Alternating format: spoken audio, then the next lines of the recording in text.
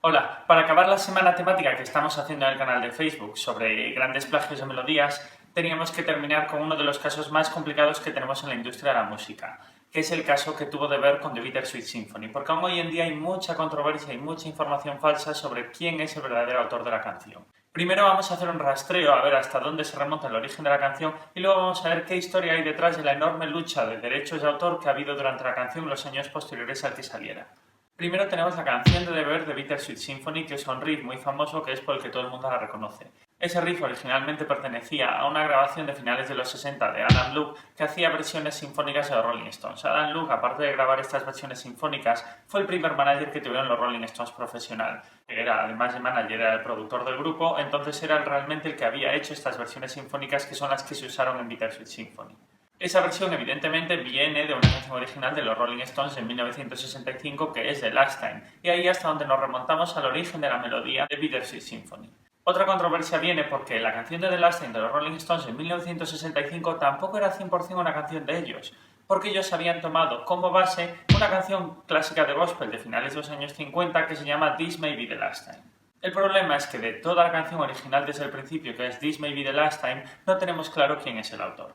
La grabación más antigua que tenemos de esta canción antigua de gospel corresponde a 1956, grabada por un grupo de gospel llamado The Stample Singers. El problema es que no está demostrado que ellos hayan sido los autores. Era una canción popular que se cantaba en las iglesias y ellos hicieron la primera versión grabada que tenemos, pero ellos no figuran como autores de la canción. Y luego encima la controversia viene porque los Rolling Stones se basaron en esa canción para hacer prácticamente toda la letra de la canción, pero no la melodía, que es la que es el objeto de litigio que tuvimos durante estos años. Entonces, tenemos a The Verve, tenemos la versión orquestal de los Rolling Stones de Adam Luke, tenemos la canción de los Rolling Stones y luego encima más atrás tenemos en 1956 la primera grabación que está registrada de la canción original de gospel, que es de la que nace todo esto.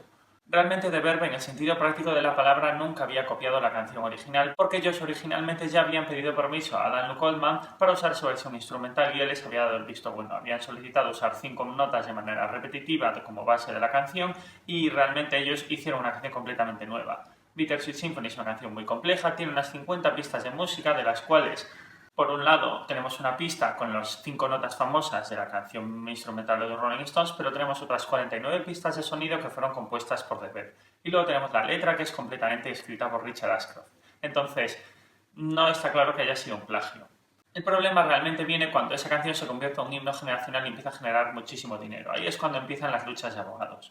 Porque por un lado tenemos a un Adam Luke que había dejado de ser manager de los Rolling Stones y que el pobre pues no tenía mucho dinero, ve cómo esta canción se convierte en un himno generacional y denuncia a The Verve porque entendía que estaban dando un protagonismo mucho más alto del que habían acordado cuando habían solicitado los derechos para su canción.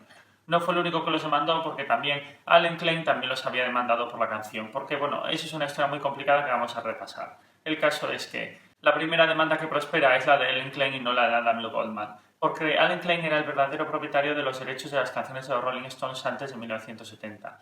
Alan Klein, para el que no lo conozca, fue un manager posterior que tuvieron los Rolling Stones que por una serie de tretas legales, cuando se acabó rompiendo el contrato, consiguió quedarse con prácticamente todos los derechos de las canciones de los Rolling Stones anteriores a 1970.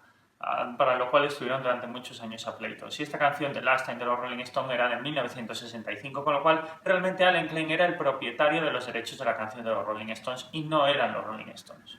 Realmente la demanda entre Alan Klein, que es un hombre con muchísimo dinero, y The Verve, que era un grupo que de aquellas tampoco tenía mucho dinero, fue una demanda por ver quién tenía el abogado más caro. Y acabó ganando Alan Klein, el que consiguió reclamar el 50% de los derechos de Bittersweet Symphony al entender que había abusado de los derechos que le habían permitido. Si os fijáis, aquí pasa una cosa muy extraña, porque The Verve había pedido permiso a Alan Luke Oldham, que había sido el compositor de esta versión instrumental, que no es la misma que la que hicieron los Rolling Stones originalmente en el 65, pero sin embargo el que consiguió los derechos es Alan Klein.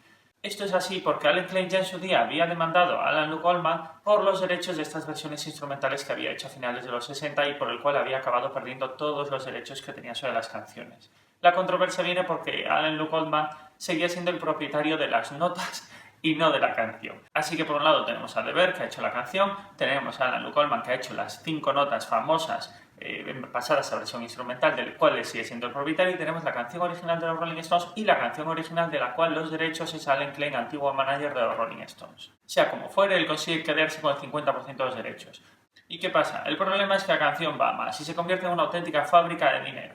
Entonces Allen Klein no está conforme con el 50% y vuelve a demandar a The Verve, aparte del acuerdo extrajudicial al que habían llegado.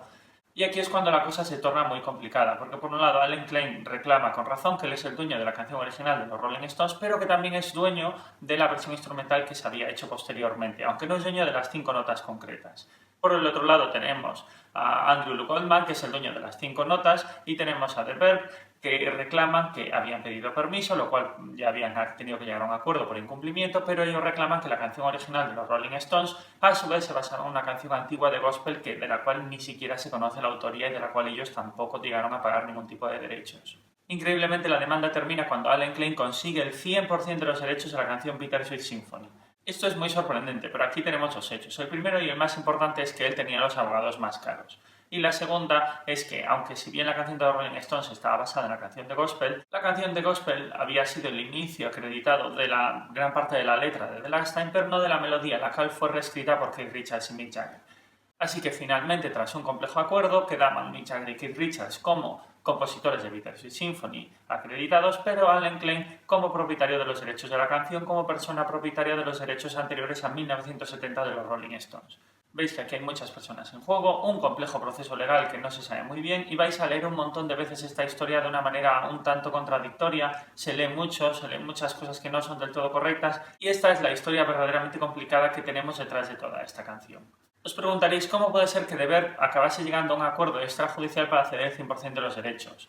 Pero esto tiene sentido porque, por un lado, estos procesos legales se te antojaban carísimos e interminables y el grupo de Verve tampoco tenía excesivos recursos para afrontar demandas legales, ya había tenido muy malas experiencias con demandas legales anteriormente y sobre todo porque, llegando a este acuerdo, evitaban increíblemente tener que indemnizar a Allen Klein por el uso debido de sus derechos de autor. Entonces, perdían todo derecho y control sobre la canción, pero al menos no tenían que indemnizarlo y no tenían que pasar años gastando ingentes cantidades de dinero en abogados.